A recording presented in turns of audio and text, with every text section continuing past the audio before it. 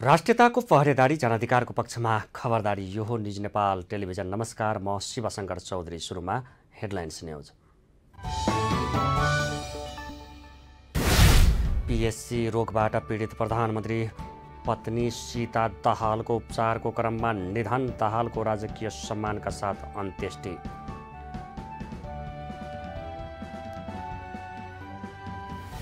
प्रधानमन्त्री पुष्पकमल दाहाललाई प्रचण्ड बनाउने पत्नी सीताको महाप्रस्थान। प्रचण्ड, रेणु र गङ्गाले दिए दागबत्ती।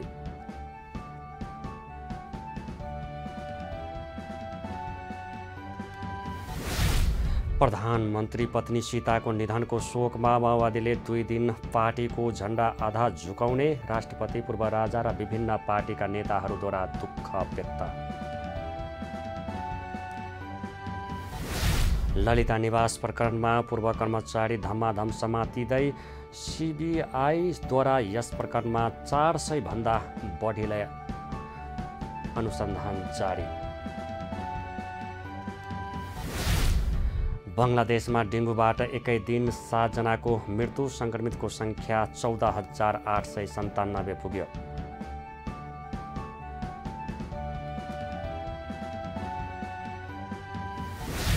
र एनबिए भलिबल लिगमा पुरुषतर्फ आर्मीको रोमाञ्चक जित।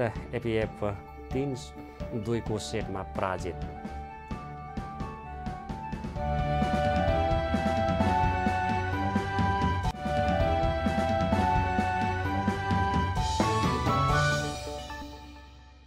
अब न्यूज विस्तारमा सुरु गरौँ। प्रधानमन्त्री दाहालकी धर्मपत्नी सीता दाहालको निधन भएको प्रसङ्गबाट। प्रधानमन्त्री पुष्पकमल दाहाल प्रचण्ड पत्नी सीता दाहालको निधन भएको छ। बुधबार बिहान नर्वेग अस्पतालमा उपचारको क्रममा दाहालको निधन भएको हो। अस्पतालले निधनको कारण कार्डियक अरेस्ट भनेको छ र 69 वर्षीय दाहाललाई बिहान 8 बजे कार्डियक अरेस्ट भएको अस्पतालले आफ्नो विज्ञप्तिमा जानकारी दिएको छ। सीता दाहाल लामो समयदेखि दुर्लभ मानिएको पीएसपी रोगबाट ग्रस्त हुनुहुन्थ्यो। दाहालको राजकीय सम्मानसहित अन्त्येष्टि गरिएको छ। दाहालको बुधबार दिउँसो पशुपति आर्यघाटमा राजकीय सम्मानसहित अन्त्येष्टि गरिएको हो। प्रधानमन्त्री प्रचण्डसँगै छोरीहरू रेणु र गङ्गा दाहालले सीताको पार्थिव शरीरमा दागबत्ती दिनुभएको थियो। दाहालको पार्थिव शरीरमा नेपाल सरकारको तर्फबाट उपप्रधान एवं रक्षा मन्त्री पूर्णबहादुर खड्काले राष्ट्रिय झण्डा उडाएर सम्मान प्रकट गर्नुभयो। त्यस लगतै नेपाली सेनाको एक टुकडीले शोक सलामी अर्पण गर्दै दाहालप्रति सम्मान प्रकट गरेको थियो।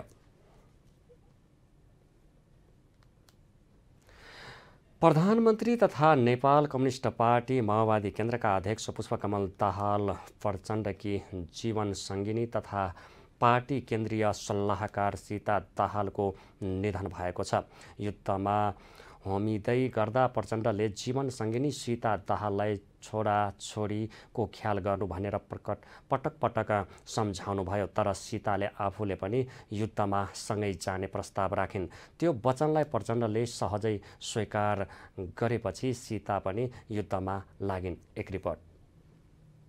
प्रधानमन्त्री पुष्पकमल दाहाल प्रचण्ड पत्नी सीता दाहालको निधन भएको छ। बुधबार बिहान 8:33 बजे काठमाडौँको नर्भिक अस्पतालमा उपचारका क्रममा दाहालको निधन भएको हो। अस्पतालले निधनको कारण कार्डियक अरेस्ट भनेको छ। तर 69 वर्षीय दाहाललाई लामो समयदेखि दुर्लभ मानिएको पीएसपी रोगले ग्रस्त पारेको थियो। 3 छोरी र 1 सानो छोराको हेरचाह गर्नुपर्ने बेला नेकपा माओवादी केन्द्रका अध्यक्ष पुष्पकमल दाहाल प्रचण्ड 2052 साल फागुन 1 गतेदेखि तत्कालीन नेकपा माओवादीले सुरु गरेको जनयुद्धमा होमिनुभयो। युद्धमा होमिँदै गर्दा प्रचण्डले जीवन सङ्गिनी सीता दाहाललाई छोराछोरीको ख्याल गर्नु भनेर पटक पटक सम्झाउनु भयो।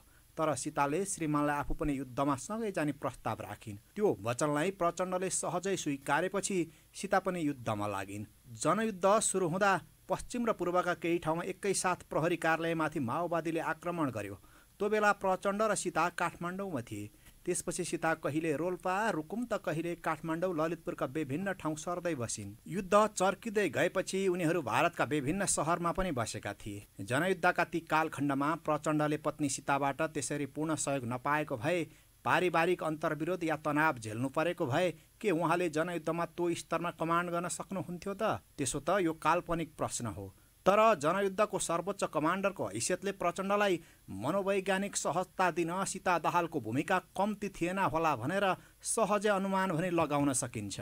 जनयुद्धमा निरन्तर लागेर हेडक्वार्टरको रक्षा र विकास गर्ने मुख्य भूमिका सीता दाहालको थियो। सीता दाहालको निधनबाट माओवादीलाई मात्र होइन, राष्ट्रका लागि पनि अपूरणीय क्षति भएको छ। दाहाल हाल नेकपा माओवादी केन्द्रको सल्लाहकार थिइन्। सीता दाहालको जन्म विक्रमसम्म 2011 साल असार 21 गते कास्की जिल्लाको हेम्जामा भएको थियो। माओवादी केन्द्रका अनुसार आमा हरिकला पौडेल र बुबा महेश्वर पौडेलको कोखबाट जन्मिएकी दाहालको 15 वर्षको उमेरमै 2026 सालमा प्रचण्डसँग विवाह भएको थियो। विवाह भएको 2 वर्षपछि उनी कम्युनिस्ट आन्दोलनमा आबद्ध भइन्। उनी विक्रमसम्म 2028 सालदेखि नै कम्युनिस्ट आन्दोलनमा आबद्ध भएकी थिइन्। केही नेता पत्नीहरूका विवादका अनेक श्रृङ्खला हामीमा छन्। मन्त्री र प्रधानमन्त्री भइसकेका नेताहरूका पत्नी पनि विवादमा परिरहन्छन्। तर बुधबार दिवंगत भएकी सीता दाहाल त्यस्ती एक नेत्री थिइन् जो कहिले विवादमा परिनन्। प्रचण्डले 3 पटक देशको नेतृत्व सम्हाल्दा पनि सीताले कहिल्यै शक्तिको रवाब देखाइनन्। त्यही निर्वाद राजनीतिक र व्यक्तिगत छवि कायम गर्दै सीताले 69 वर्षको उमेरमा देहत्याग गरेकी छन्। एक रिपोर्ट। खासमा मान्छे बाँच्छ उसका असल कर्महरूमा। सीता दाहाल बाँच्नुभयो सधैँ पर्दाभित्रकी किङ मेकरका रूपमा। छविलाल दाहाललाई पुष्पकमल दाहाल र पुष्पकमल दाहाललाई क्रान्ति नायक प्रचण्ड बनाउने नेफ्थेकी नायक थिइन् सीता दाहाल। एउटा असल पत्नीले पतिको करियरमा हात र साथ कसरी दिन सक्छिन् भन्ने जिउँदो उदाहरण प्रमाण थिइन् सीता दाहाल। अक्सर शासकहरूका पत्नी सत्ता शक्तिको उन्मादमा, सत्ता दुरुपयोगमा मुछिएका हुन्छन्। यस्ता कैयन उदाहरण देशभित्रै छन्।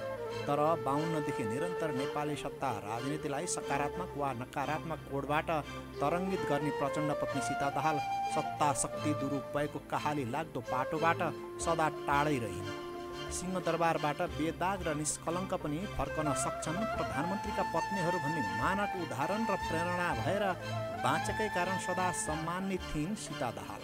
फर्स्ट लेडीका रूपमा, कार्यकारी प्रधानमन्त्रीकी पत्नीकै रूपमा कहिले लोभ, लालच, भनसुन, विवाद कतै नजोडिएको सीता दाहालको छविले उनको जीवन सधैँ मान सम्मान र स्वाभिमानको पर्याय रह्यो। प्रचण्ड पत्नीकै रूपमा जनयुद्धकी सदाबहार आमाका हकमा शक्तिकी पुजारी हुनबाट सीतालाई रोक्ने कोही थिएन।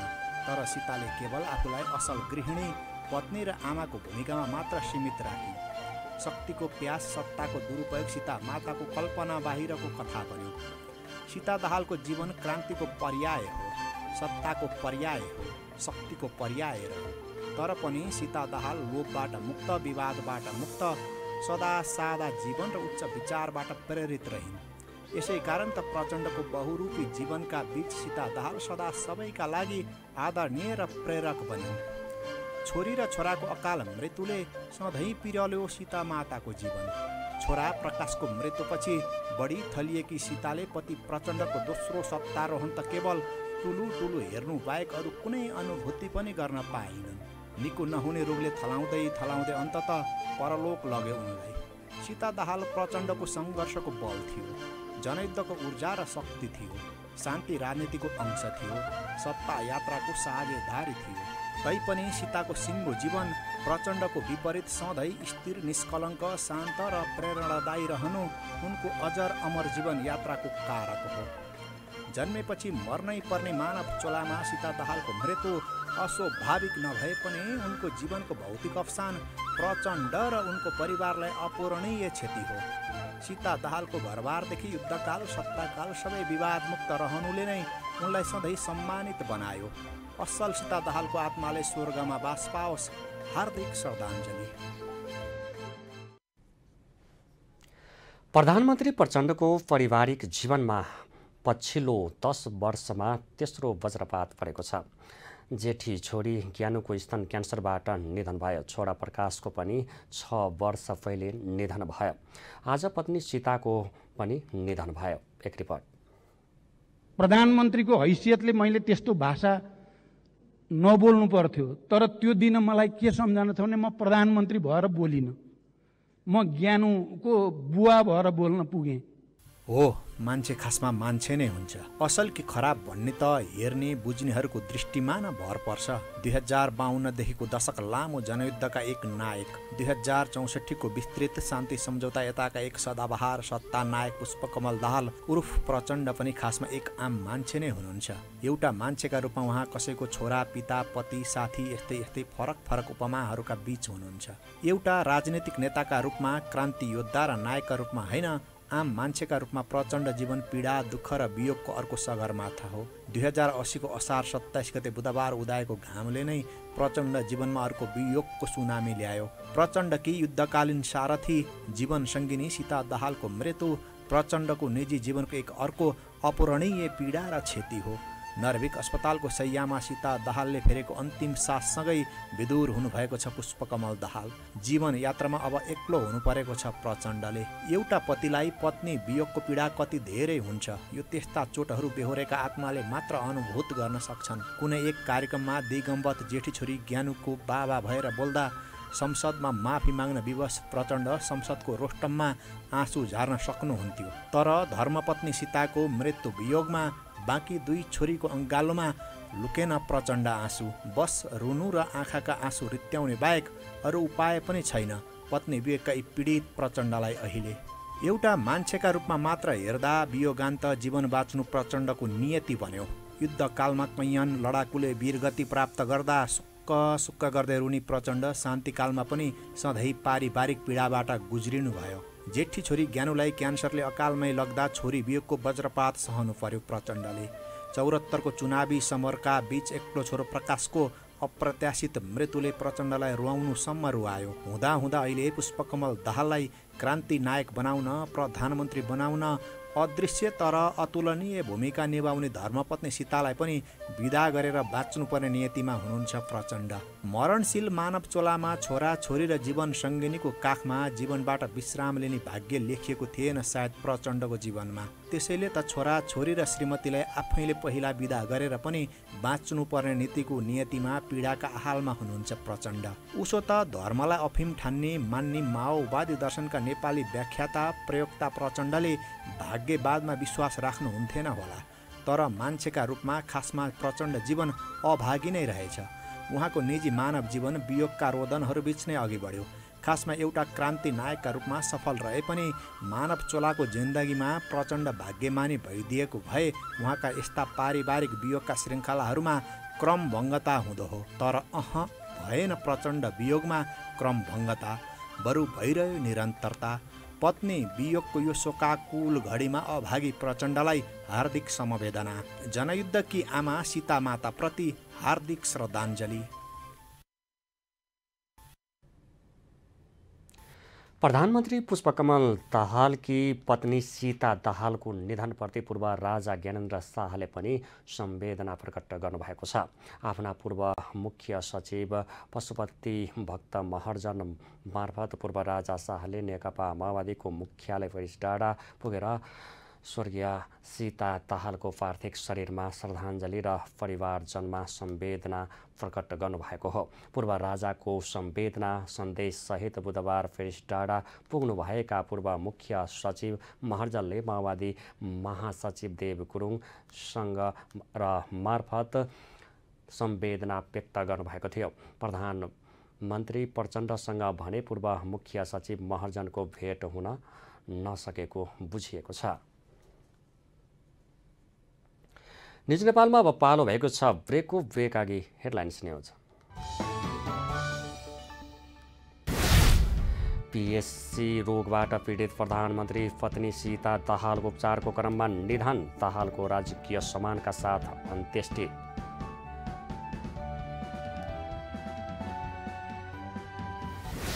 प्रधानमन्त्री पुष्पकमल दाहाललाई प्रचण्ड बनाउने पत्नी सीताको महाप्रस्थान, प्रचण्ड रेणु र गङ्गाले दिए तागबती।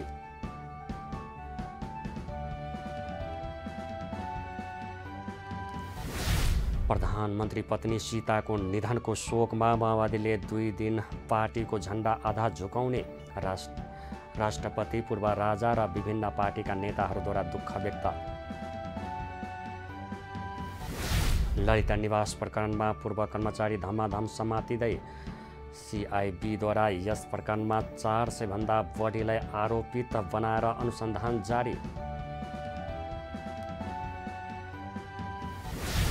बङ्गलादेशमा डेङ्गुबाट एकै दिन 7 जनाको मृत्यु, सङ्क्रमितको सङ्ख्या 14,897 पुग्यो।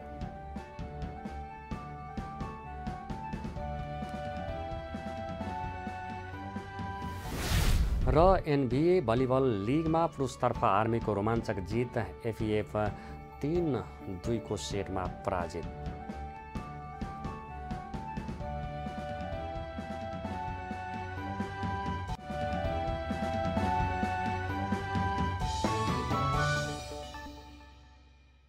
ब्रेकपछि पुनः स्वागत छ न्युज नेपालमा। अब बाँकी न्युज।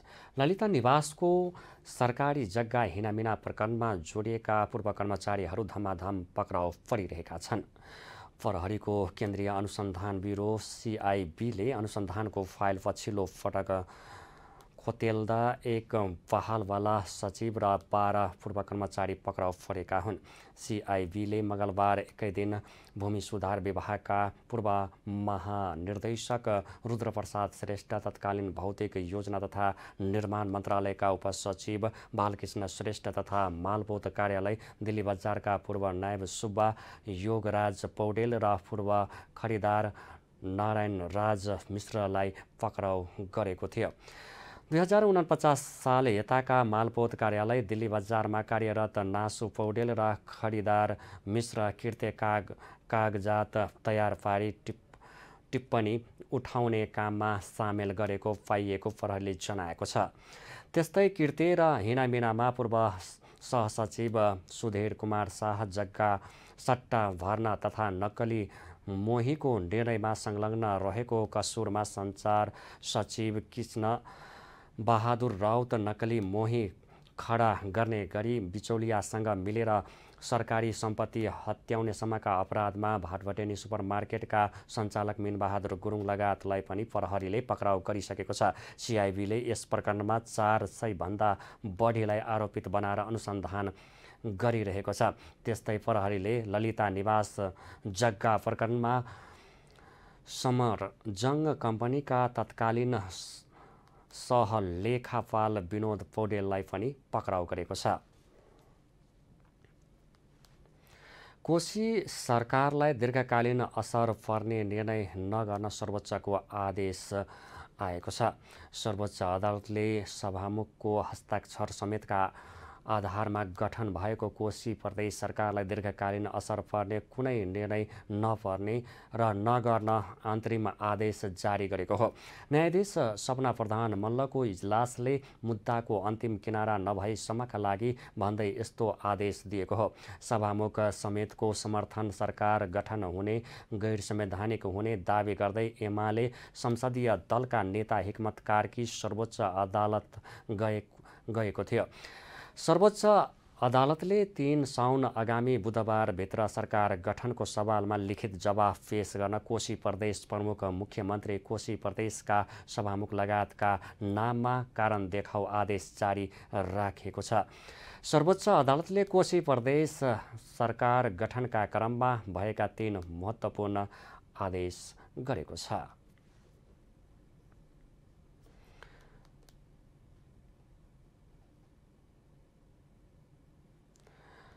महानगरपालिकाका मेयर बालेन्द्र शाह विरुद्ध महानगरपालिकाको कार्यालय अगाडि इनफ इज इनफले विरोध प्रदर्शन गरेको छ। इनफ इज इनफले काठमाडौँ महानगर अगाडि मेयर बालेन्द्र शाह विरुद्ध ठेला गाडी लगायत साना व्यापारीहरूको उचित व्यवस्थापन गर्न माग गर्दै विरोध प्रदर्शन गरेको हो। इनफ इज इनफले मेयर बालेनले महानगरभित्र व्यापार गर्न र गर्ने साना व्यापारीहरूको व्यवस्थापन गर्नुपर्ने माग राखेको छ। महानगरमा जीवक र जीविकोपार्जन गर्न थोरै आय स्रोतका लागि साना व्यापार गर्नेहरूमाथि भएको ज्यादती विरुद्ध प्रदर्शन भएको सायल श्रेष्ठले बताउनु भयो। उहाँले जीविकोपार्जन गर्न व्यापार गर्नेहरूमाथि महानगरले फोहोरको जस्तो गरी दुर्व्यवहार गर्ने र गरेको बताउनुभयो। उहाँले संविधानले बाँच्न पाउने अधिकार र मानव अधिकारको कुरालाई समेत हनन गरेको आरोप मेड शाहलाई लगाउनुभयो। त्यस्तै अर्को प्रदर्शनमा सहभागी सौरभ न्युपानेले फुटपाथ व्यवस्थापन मेड शाहले निर्वाचनको बेला दिएको आश्वासन पूरा गर्न नसकेको बताउनुभयो। गर्न सक्ने सानो शिक्षाको उबाट पनि बाहिर भएको मान्छेहरूले आफ्नो जीविकोपार्जनको लागि निकालेको सानो उपायप्रति पनि त्यस्तो चाहिँ अमानवीय चाहिँ एकदम अनसेन्सिटिभ रूपमा चाहिँ जसरी व्यवहार गरिरहेको छ त्यसलाई रोकौँ। विशेष गरी अनि आजको हाम्रो थिम पनि चाहिँ गरिबको चमेली बोलिदिने कोही छैन भनेर बालेन शाहले नै चाहिँ जुन गाना गाउनुभएको थियो त्यही परिवेशमा चाहिँ यसलाई फेरि सोच्दाखेरि त्यो चाहिँ बोल्ने कोही भएन र भनेर चाहिँ हामी उहाँहरूको पक्षमा बोल्नलाई भनेर यसरी भेला भयो। जसरी हिजोको दिनमा मेयर बालेन शाहजीले आफ्नो चुनाव घोषणाको अगाडि चुनावको लड्नु अगाडि जसरी बोल्नु भएको थियो त्यसरी नै व्यवस्थापन गर्न सकिन्छ है भनेर मेयर साहबले नै हामीलाई यो कुरा भन्नुभएको हो नि त। भने व्यवस्थापन गर्न सकिँदो रहेछ। बाइपासमा पनि गरिरहेका छन् व्यक्तिले, अथवा नेपालमा मात्रै होइन अरूले भन्छ कहाँ गरेको छ, विश्वमा कहाँ गरेको छ यस्तो प्र्याक्टिस भन्ने मान्छेको बुझाइ छ। विश्वमा धेरै ठाउँमा गरिएको छ, पेरिसमा गरिएको छ, सिडनीमा गरिएको छ, ब्याङ्ककमा गरिएको छ होइन। यी फुटपाथ नै दिनुपर्छ भन्ने कुरा होइन, सडकमै गर्न दिनुपर्छ भन्ने विषय होइन। कहाँ गर्न सकिन्छ त, यिनीहरूलाई कहाँ व्यवस्थापन गर्न सकिन्छ त, यिनी मुखाई गरिबलाई कहाँ व्यवस्थापन गर्न सकिन्छ त भन्ने विषयले आज हामी यहाँ आएका छौँ। र आज मेयर साहबलाई यो हामीले विरोध प्रदर्शन होइन, उहाँलाई सुझाव दिएर उहाँले बिर्सिनु भयो कि उहाँलाई सम्झाउनको लागि घचघचाउनका लागि आज हामी युवाहरू यहाँ जम्मा भएका छौँ। त्यस्तै विरोध प्रदर्शनमा सहभागी युजन राज भण्डारीले साना ठेलागाडा व्यापारीहरूमाथि महानगरले गरेको ज्यादती विरुद्ध प्रदर्शन गरिएको बताउनुभयो। उहाँले फुटपाथका ठेलागाडा व्यवसायलाई व्यवस्थित गर्न सकिन्छ भनेर मेयर शाहले निर्वाचनको बेला भने गरे पनि अहिले अमानवीय व्यवहार गर्ने काम गर्नु भएको आरोप लगाउनुभयो। स्वास्थ्य तथा जनसङ्ख्या मन्त्री मोहन बहादुर बस्नेतले नेपालको स्वास्थ्य क्षेत्रको विकासमा बेलायत सरकार बलियो साझेदार भएको बताउनु भएको छ। बेलायती राजदूतावासका कार्यवाहक राजदूत पिप्पा वर्डसँग आज स्वास्थ्य तथा जनसङ्ख्या मन्त्रालयमा भएको शिष्टाचार भेटवार्तामा मन्त्री बस्नेतले बेलायत सरकारले नेपालको स्वास्थ्य क्षेत्रको विकासमा सहयोग गर्दै आएको बताउँदै स्वास्थ्य प्रणाली सुधारका लागि आगामी दिनमा पनि निरन्तर सहयोग रहने विश्वास व्यक्त गर्नुभयो। नेपालका लागि बेलायती राजदूतावासका कार्यवाहक राजदूत वर्डले नेपाल र बेलायत बीच पुरानो दौत्य सम्बन्ध भएको भन्दै नेपालको स्वास्थ्य क्षेत्र सुदृढीकरण गर्दै स्वास्थ्य कर्मीको क्षमता अभिवृद्धिमा सहयोग गर्न बेलायत सरकार प्रतिबद्ध रहेको बताउनुभयो। भेटका क्रममा स्वास्थ्य तथा जनसङ्ख्या मन्त्रालयका सचिव डाक्टर रोशन पोखरेलले नेपालको स्वास्थ्य क्षेत्र सुधारमा बेलायत सरकारको सहयोग उल्लेखनीय रहेको बताउनुभयो। उपमहानगरपालिकाका मेयर बुटवल उपमहानगरपालिकाका मेयर खेलराज पाण्डेले सेवाग्राही र सेवा प्रवाहमा सुधार ल्याउन बुटवलका कार्यालय प्रमुखहरूलाई निर्देशन दिनुभएको छ। उपमहानगरपालिकाले आयोजना गरेको सार्वजनिक सुनवाई कार्यक्रममा बोल्दै उहाँले बुटवलभित्रका सबै कार्यालयहरूबाट प्रदान गरिने सेवामा सुधार ल्याउँदै जनतालाई सहज रूपमा सेवा दिन निर्देशन दिनुभएको हो। उहाँले बुटवललाई उत्कृष्ट नगर बनाउन बुटवलवासी र बुटवलका सङ्घ संस्थाहरूको पनि उत्तिकै भूमिका हुने बताउनुभयो। कार्यक्रममा प्रमुख सावित्रा देवी अर्यालले बुटवललाई समृद्ध बनाउनका लागि सबै पक्षको साथ र सहयोग जरुरी रहेको बताउनुभयो। उहाँले बुटवलभित्रका सरकारी कार्यालयहरूको सेवा प्रवाहमा सुधार ल्याउनका लागि सुझाव दिनुभयो। जुन कार्यालयका बारेमा प्रश्न उठेका छन् ती कार्यालयलाई आजदेखि ती कुरा सच्याउनका लागि निर्देशन गर्छु। यो कुरा तपाईँले राम्रोसँग सुन्नुहोला। कार्यालय प्रमुखजीहरू सङ्घ संस्थाका बारेमा जुन कुराहरू उठेका छन्, प्रश्नहरू तेर्सिएका छन्, त्यसको चित्तबुद्ध जवाब सङ्घ संस्थाले दिनुहोला। त्यसलाई चाहिँ अब हामीले सुधार गर्नुपर्छ। यी कुरा अर्को समयमा अर्को सार्वजनिक सुनवाईमा यी कुराहरू फेरि दोहोरिएर आउने र तिनै उत्तर दिइराख्ने स्थिति हामीले निर्माण गर्न हुँदैन। कार्यक्रममा प्रमुख प्रशासकीय अधिकृत टेकराज पन्थीले नगरका सेवा सुविधालाई प्रभावकारी रूपमा प्रवाह गर्न तत्पर रहेको भन्दै कुनै गुनासो रहेमा सिधै सुझाव दिन आह्वान गर्नुभयो। निज नेपालमा अब पालो भएको छ बिजनेस न्युजको।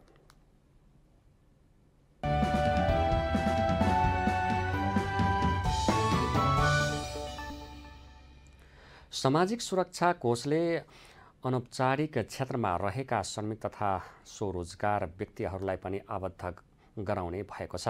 बुधबारदेखि नै अनौपचारिक क्षेत्रमा रहेका श्रमिक तथा स्वरोजगार व्यक्तिहरूलाई योगदानमा आधारित सामाजिक सुरक्षा दायरा विस्तार गर्ने गरी शुभ आरम्भ गर्ने कार्यक्रम भए पनि प्रधानमन्त्री पत्नी सीता दाहालको निधनको कारण रोकिएको छ।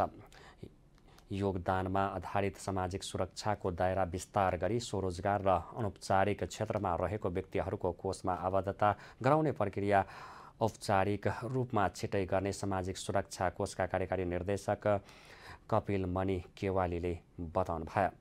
गर्ने र त्यो भित्र आबद्ध भएका विभिन्न चाहिँ क्षेत्रमा काम गरिरहनुभएका अनौपचारिक श्रमिकहरू र स्वरोजगारमा रहेका व्यक्तिहरूलाई पहिचानको आधार, परिचय दिने आधार र सम्भव भएसम्म सहयोगदान गरेर त्यसको व्यवस्थापन पनि पालिका लेभलबाटै हुने गरी अगाडि बढ्दाखेरि अझै हामी चाहिँ यसलाई सफल रूपमा पुर्याउन सक्छौँ भन्ने अभियान अन्तर्गत आजै हामीले स्याङ्जाको फेदीखोला गाउँपालिकासँग चाहिँ सम्झौता गरेका छौँ।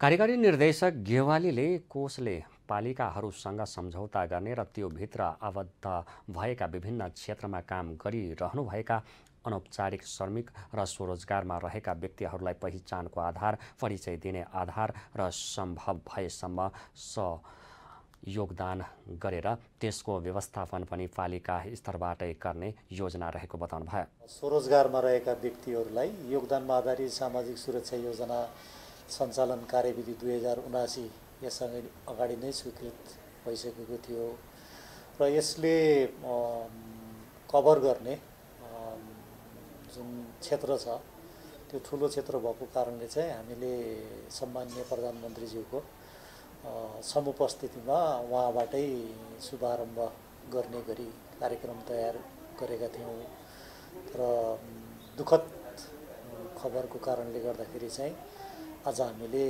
त्यसलाई औपचारिक शुभारम्भ चाहिँ गर्न सकेनौँ। तथापि अब छिटै यसलाई फेरि औपचारिक शुभारम्भ गर्नेछौँ।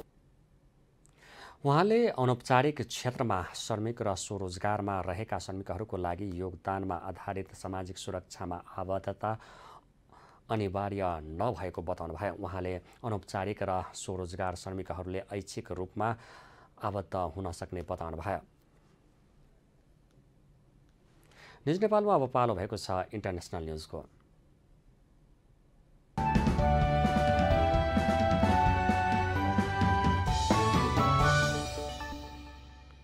बङ्गलादेशमा डेङ्गुबाट एकै दिन 7 जनाको मृत्यु भएको छ। सबैभन्दा बढी 1054 जना डेङ्गुका नयाँ बिरामी दर्ता भएका तथा थप 7 जनाको मृत्यु भएको स्वास्थ्य तथा सेवा महानिर्देशनालयले बुधबार जनाएको छ। यो सङ्ख्या यस वर्षको जनवरी यताकै सबैभन्दा धेरै हो।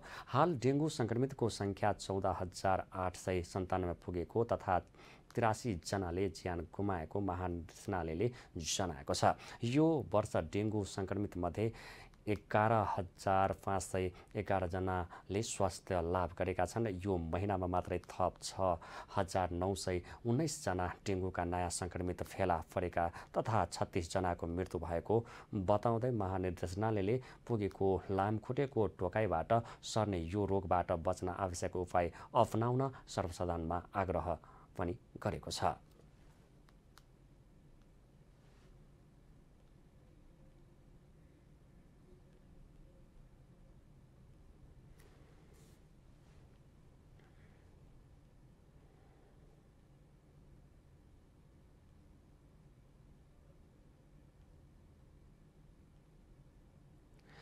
निज नेपालमा अब पालो भएको छ स्पोर्ट्स न्युजको सहकर्मी दीक्षा राईको साथमा।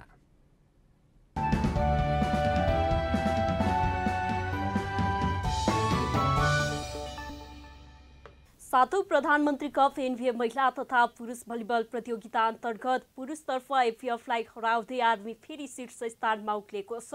त्रिपुरेश्वर स्थित दशरथ रङ्गशालाको कबड हलमा भएको खेलमा आर्मीले एफएफलाई 3-2 को सेटमा पराजित गरेको हो। पहिलो सेट हारे पनि आर्मीले दोस्रो, तेस्रो र पाँचौं सेट जितेको हो।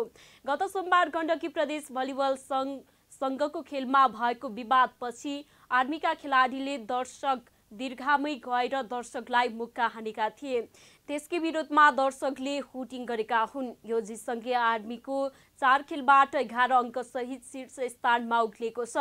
त्यस्तै बुधबार नै भएको अर्को खेलमा नेपाल पुलिसलाई हराउँदै टिपटप हेल्प नेपाल विजयी भएको छ।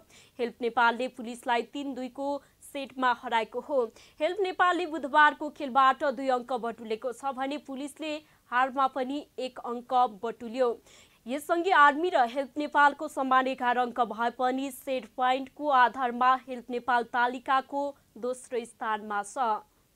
सातौं प्रधानमन्त्री कप एनभिएम महिला तथा पुरुष राष्ट्रिय क्लब लिगमा महिलातर्फ सैलुङ बागढुङ्गा स्पोर्ट्स क्लबले दावाली मिलनमाथि रोमाञ्चक जित हात पारेको छ। फाइनल दौडबाट बाहिरिसकेको सैलुङले दावालीलाई हराउँदै पहिलो जित हात पारेको हो। राष्ट्रिय खेलकुद परिषदको कबड हलमा भएको खेलमा सैलुङले 25-19, 14-25, 22-25, 25-21 र 15-13 को सेटमा जित हात पारेको हो। पहिलो सेटमा विजयी भएको सैलुङले त्यसपछि लगातार 2 सेट गुमाएको थियो। चौथो र पाँचौं सेटमा जित निकाल्न सफल भयो। सैलुङले आफ्नो अन्तिम खेल बिहीबार गण्डकी प्रदेशसँग खेल्नेछ। दावालीले आफ्नो अन्तिम खेल शुक्रबार गण्डकीसँग खेल्नेछ। गण्डकी पनि लगातार 4 हारको साथ बाहिरिसकेको छ। विभागीय क्लब त्रिभुवन आर्मी फुटबल क्लबले छिमेकी राष्ट्र भारतमा हुने डुरान्ड कप फुटबल प्रतियोगिता खेल्ने भएको छ। डुरान्ड कप एसियाकै सबैभन्दा पुरानो फुटबल प्रतियोगिता रहेको छ। यसपटक हुने प्रतियोगिता 132औं संस्करण हो। उक्त प्रतियोगिता सन् 1888 मा पहिलो पटक आयोजना भएको थियो। 27 वर्षपछि विदेशी क्लबले सहभागी हुन लागेको प्रतियोगितामा नेपालको तर्फबाट विभागीय क्लब त्रिभुवन एफसीले खेल्न लागेको हो। आई लिगका 6 टोली, 3 भारतीय विभागीय र नेपाल, बङ्गलादेश र भुटानको 1-1 विभागीय टोली लगायत 24 टोलीको सहभागिता रहनेछ। प्रतियोगिता अगस्त 3 देखि सेप्टेम्बर 3 सम्म भारतका 4 सहर कोलकाता, गुवाहाटी, शिलोङ र कोक्राझारमा सञ्चालन हुनेछ। ब्राजिलियन युवा स्टार खेलाडी भिटर रोकलाई स्पेनिस ला लिगा क्लब बार्सिलोनाले भित्राएको छ। स्पेनिस महारथी बार्सिलोनाले 18 वर्षीय रोकसँग सन् 2031 सम्मको सम्झौता गरेको औपचारिक रूपमा जानकारी गराएको हो। उनी सन् 2024-25 बाट मात्रै बार्सिलोनामा आबद्ध हुनेछन्। रोक अहिले ब्राजिलियन क्लब एटलेटिको परान्सेकामा आबद्ध छन्। बार्सिलोनाले सरुवाफी बापत ब्राजिलियन क्लब एटलेटिको परासेन्कालाई 40 मिलियन युरो तिरेको छ।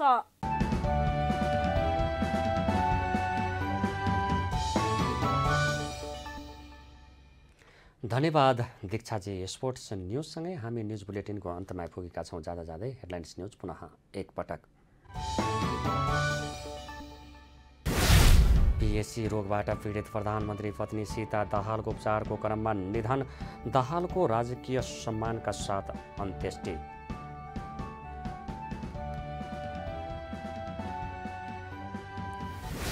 प्रधानमन्त्री पुष्पकमल दाहाललाई प्रचण्ड बनाउने पत्नी सीताको महाप्रस्थान, प्रचण्ड, रेणु र गङ्गाले दिए तागबती।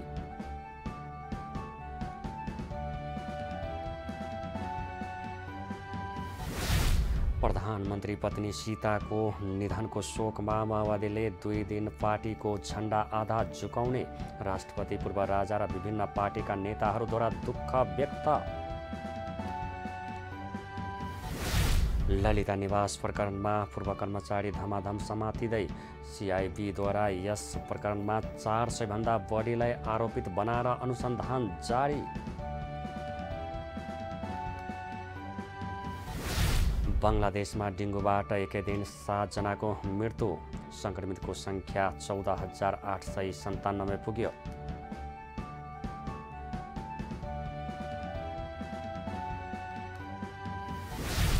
र एनबिए भलिबल लिगमा पुरुषतर्फ आर्मीको रोमाञ्चक जित, एफएफ 3-2 को सेटमा पराजित।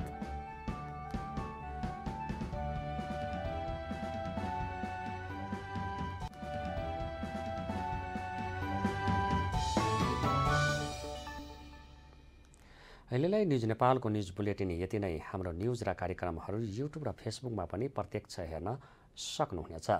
राष्ट्रियताको पहरेदारी, जनाधिकारको पक्षमा खबरदारी हेर्दै रहनुहोला न्युज नेपाल टेलिभिजन। नमस्कार।